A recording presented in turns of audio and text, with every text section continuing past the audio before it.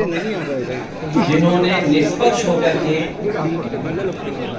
मऊ के घोसी विधानसभा के चुनाव में सच्ची जानकारी और निष्पक्ष होकर के सूचनाएं जनता तक पहुंचाई। मैं अपने पत्रकार साथियों का भी धन्यवाद देता हूं।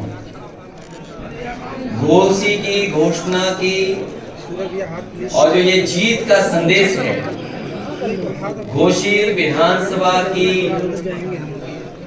जीत के घोषणा ने नया रास्ता राजनीति में दिखाया है और सबसे बड़ा संदेश यही है कि अगर कार्यकर्ता नेता अपना चुनाव समझ करके और इसी तरीके से आंदोलनकारी बन करके सरकार के खिलाफ खड़े हो जाएंगे तो लोकतंत्र भी बचेगा, संविधान भी बचेगा और देश को नया रास्ता मिलेगा। मुझे उम्मीद है कि जिस तरीके से घोसी विधानसभा की जनता ने मतदान किया है और देश को संदेश दिया है, आने वाले समय में ऐसे ही परिणाम होंगे जब किसान, बुनकर भाई और पीडीए मिलकर के सहयोग करेगा, मदद करेगा, तो परिणाम लोकसभा के 2024 के भी नए होंगे। मैं सुधाकर सिंह जी को और उनके पूरे साथियों को जो आज इस हॉल में बैठे हैं, मैं उनका धन्यवाद भी देता हूं, आभार भी प्रकट करता हूं और इस जीत के लिए बहुत बहुत मुबारकबाद उनको मैं देता हूं।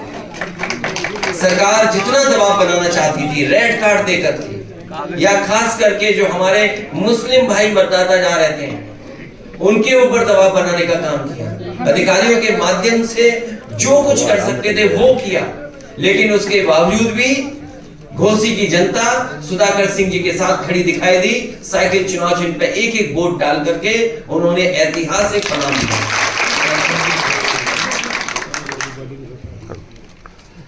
सर, आज वाराणसी में पीएम का दौरा है। देखिए, लोग केवल चेहरे से नहीं पहचाने जाते हैं, अपनी जुबान से भी पहचाने जाते हैं और बीजेपी के कोई ये पहले नेता नहीं है। बीजेपी के अगर आप पुराना आर्काइव से चीजें निकालोगे तो बहुत सारे ऐसे नेता निकलेंगे, मिलेंगे जिनकी इससे भी खराब भाषा है। ऐसे नेता, ऐसे सांसद को जिसने नए लोकसभा में इस तरह की बात कही हो, उसे आजीवन ताउम्र पाबंदी लग जानी चाहिए चुनाव लड़ने के लिए। बनारस में आज प्रधानमंत्री नरेंद्र मोदी जा रहे हैं सर। तो देखिए, बनारस आए, क्यूटो तो नहीं आए ना भाई। वादा तो इस बात का था ना कि क्यूटो होगा, लेकिन उत्तर प्रदेश की सरकार ने क्यूटो ही नहीं बनने दिया। ये उनकी बात है।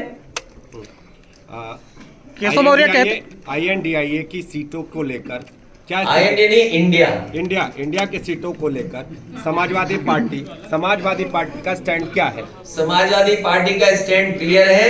लोकतंत्र बचाना है, संविधान बचाना है, बाबा साहब भीमराव अम्बेडकर जी के रास्ते पर, डॉक्टर राम मनोहर लोहिया जी के रास्ते पर और नेताजी के संघर्ष के रास्ते पे चल करके देश को बचाना है, लोकतंत्र को बचाना है। अध्यक्ष जी, सवाल इसलिए है कि समाजवादी पार्टी कितनी सीटें मांग रही है और इसके अलावा समाजवादी पार्टी सीटें नहीं मांग रही, समाजवादी पार्टी सीटें दे रही है।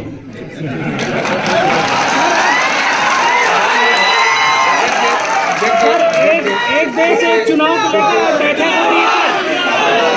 एक देश एक चुनाव में बैठक हो रही है। अरे एक देश एक चुनाव, आप और हम यही उत्तर प्रदेश में काम करते हैं। अगर उत्तर प्रदेश में विधानसभा का भी चुनाव हो जाए 1 साल बाद या 6 महीने बाद, तो हम समाजवादियों से और उत्तर प्रदेश की जनता से ज्यादा खुश कौन होगा? अध्यक्ष जी, सवाल इसलिए हो रहा है कि कांग्रेस भी सीटें मांग रही है, एक तरफ समाजवादी पार्टी भी मांग रही है, तो हम और आप तय थोड़ी करेंगे जी। हमें और कांग्रेस या जो भी दल है उनको मिलकर के तय करना है। जब मैंने आपसे कहा कि समाजवादी पार्टी के और समाजवादी लोगों का इतिहास उठा लीजिए, समाजवादियों ने लोगों को जोड़ने का काम किया है और बढ़ चढ़ करके भी अगर साथ लाने के लिए कुछ हमें त्याग भी करना पड़ा होगा तो त्याग भी किया है। लेकिन इस बार लड़ाई बड़ी है, 2024 की लोकतंत्र और संविधान बचाने की लड़ाई है।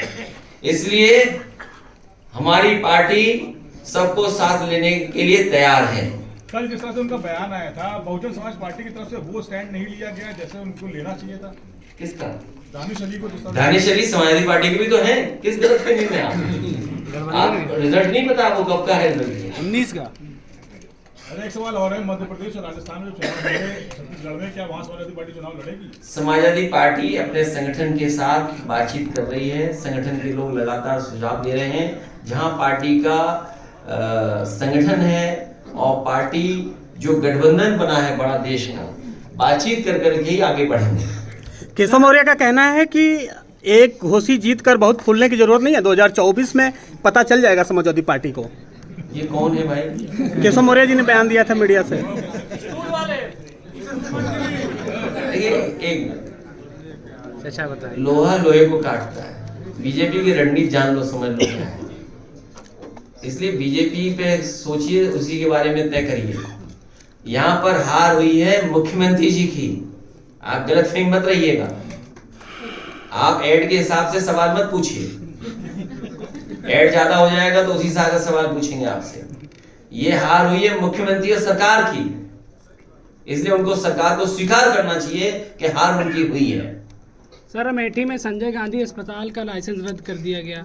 वरुण गांधी उप मुख्यमंत्री को पत्र लिखे हैं। अच्छा, जो अस्पताल चल भी रहे हैं वहाँ इलाज मिल रहा है क्या? आप लोहिया में चले जाइए, क्या इलाज मिल रहा है? पीजीआई में कल मैं होकर के आया हूँ, क्या दुर्दशा है सोचिए आप। आज गरीब को इलाज नहीं मिल पा रहा है। और ये सरकार बताए कि 10 साल में गरीब के लिए अगर कोई जिला अस्पताल बनाया हो तो बता दो। जो समाजवादियों ने एम्बुलेंस भी चलाई थी उसको भी बर्बाद कर दिया।